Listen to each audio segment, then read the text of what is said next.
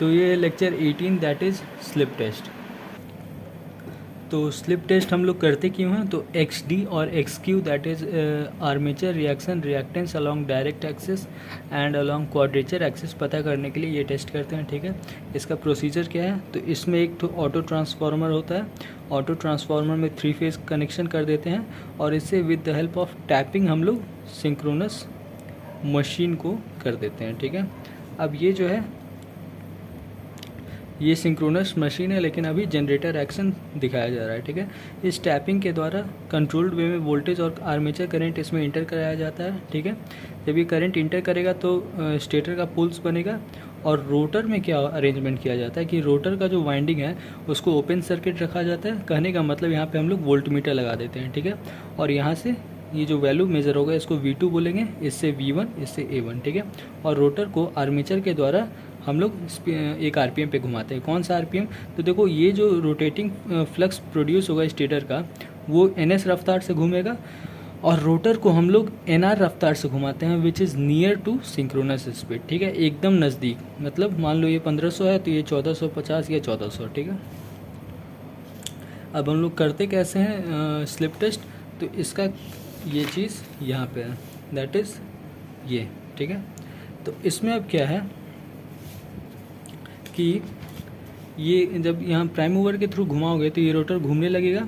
अब इसका किसी एक इंस्टेंट पे हम लोग स्टडी करते हैं। ठीक है, तो ये देखो स्टेटर का जो फील्ड बना है ये नॉर्थ और साउथ, मान लो किसी एक इंस्टेंट पे इधर नॉर्थ है इधर साउथ है। ठीक है, अब ये तो रोटेटिंग फील्ड है ना, स्टेटर का तो फ्लक्स रोटेट कर रहा है, तो किसी एक इंस्टेंट पे मान लो रोटर का नॉर्थ इधर है साउथ इधर है और तुम्हारा जो रोटर है वो इस पोजीशन पे है, मतलब रोटर भी तुम्हारा रोटेट कर रहा है और ये रोटेटिंग फ्लक्स भी रोटेट कर रहा है। तो किसी एक इंस्टेंट पे मान लो ऐसा है, तो जब ऐसा होगा तो स्टेटर का जो नॉर्थ है यहाँ से स्टेटर का फ्लक्स निकलेगा और कहाँ एंड करेगा? साउथ पे जाके। तो देखो इस पोजीशन में क्या होगा, स्टेटर का जो नॉर्थ है इससे जितना भी फ्लक्स निकलेगा वो इस कोर के थ्रू डायरेक्टली यहाँ पे ट्रैवल कर जाएगा। ठीक है, और कोर में क्या होता है, कोर हम लोग ऐसा डिज़ाइन करते हैं कि सबसे लीस्ट रिलक्टेंस पाथ ऑफर करता है। ठीक है, तो यहाँ पे रिलक्टेंस कितना मिला है इसको?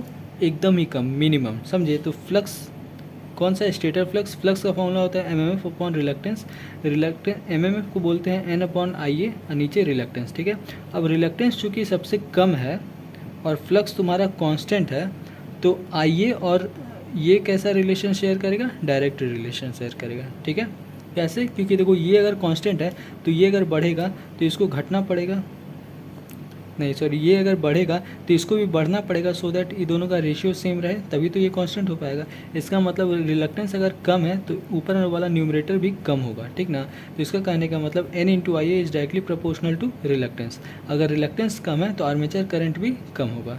आर्मेचर करंट कम होगा इसका मतलब क्या हुआ कि ये जो तुम्हारा एमीटर लगा हुआ है ये बहुत ही कम वैल्यू रीड करेगा, और चूंकि ये बहुत कम वैल्यू रीड करेगा इसका मतलब बहुत कम करंट जा रहा है, इसका मतलब ये वोल्ट मीटर जो है ये मैक्सिमम वैल्यू रीड करेगा। ठीक है, अब उस दौरान ये क्या रीड करेगा? V2। तो ये बेसिकली 0 वोल्टेज रीड करेगा। क्यों? क्योंकि देखो कोई फ्लक्स कटिंग हो नहीं रहा है, समझे? जो फ्लक्स यहाँ से जा रहा है वो डायरेक्टली इसके थ्रू ट्रैवल करके यहाँ चल जा रहा है, फ्लक्स कटिंग हो नहीं रहा है। ठीक है, इसीलिए इसमें EMF इंड्यूस नहीं होगा, और EMF नहीं इंड्यूस होगा तो V0 रीड करेगा। ठीक है, तो यहाँ से हमको क्या मिल गया? XD मिल गया, that is V upon I। ये क्या है?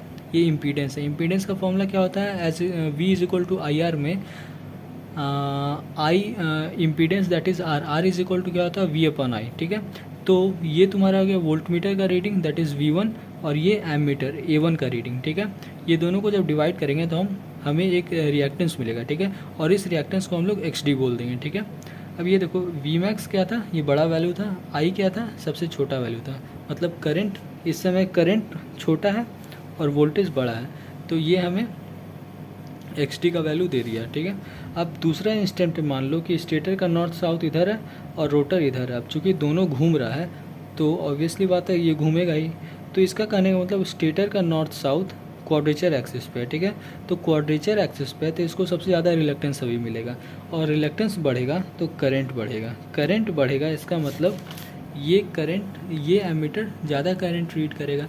ज़्यादा करंट फ्लो कर रहा है इसका मतलब वोल्टेज ड्रॉप क्या है? बहुत कम, मिनिमम। इसका लॉजिक ये रहता है, जैसे मान लो यहाँ पे एक तो 220 वोल्ट का बल्ब है, ठीक है। तो अब अगर बल्ब जल रहा है, बल्ब ग्लोइंग स्टेट में है, तब तुम वहाँ पे जाके वोल्ट मीटर लगाओगे तो तुम्हें वोल्ट मीटर का रीडिंग कितना आएगा? 0 आएगा। क्यों 0 आएगा? क्योंकि सारा वोल्टेज तो वो बल्ब तुम्हारा कंज्यूम कर ले रहा है। लेकिन मान लो उसको तुमने काट के हटा दिया और तब जाके वोल्ट मीटर लगाया, तब तुम्हें कितना वोल्टेज आएगा? 220। जैसे देखो अभी यहाँ पे तुम अगर वोल्ट मीटर लगाओगे तो यहाँ पे कितना वोल्टेज आएगा? यहाँ 220 है, ये 0, डिफरेंस कितना हुआ? 220 का। लेकिन मान लो यहाँ पे हमने बल्ब लगा दिया और फिर दोनों को सटाया, तो फिर बल्ब तो एनर्जी कंज्यूम कर रहा है, तो वो तो 0 दिखाएगा ना। तो वही चीज़ बता रहा है, जब बल्ब लगा हुआ है मतलब करंट फ्लो कर रहा है, मतलब 0 वोल्टेज मिनिमम वोल्टेज, और जब हम लोग काट दिए हैं तो करंट 0, वोल्टेज तुम्हारा मैक्सिमम। ठीक है, तो वही चीज़ है। तो इसमें जो है अगर V/I निकालोगे तो ये भी तुम्हें एक रिएक्टेंस का वैल्यू देगा, इसको हम लोग बोल देंगे Q, ठीक है। इसमें देखो क्या है, छोटा अपॉन बड़ा, मतलब ये जो टोटल वैल्यू है ये छोटा आएगा, ठीक है। और प्रैक्टिकली जब हम लोग पढ़े थे तो सैलियंसी नाम का चीज़ सुने थे, जिसमें क्या था, XD is greater than XQ, मतलब जो छोटा वैल्यू आता है वो XQ होता है और जो बड़ा वैल्यू आता है उसको XD बोलते हैं, ठीक है। तो इस टेस्ट से हमें XQ और XD मिल गया, ठीक है। इसका एक और तरीका है जांचने का कि इस समय देखो वोल्टेज कितना होगा, वोल्टेज इसमें मैक्सिमम इंड्यूस हो रहा होगा। क्यों?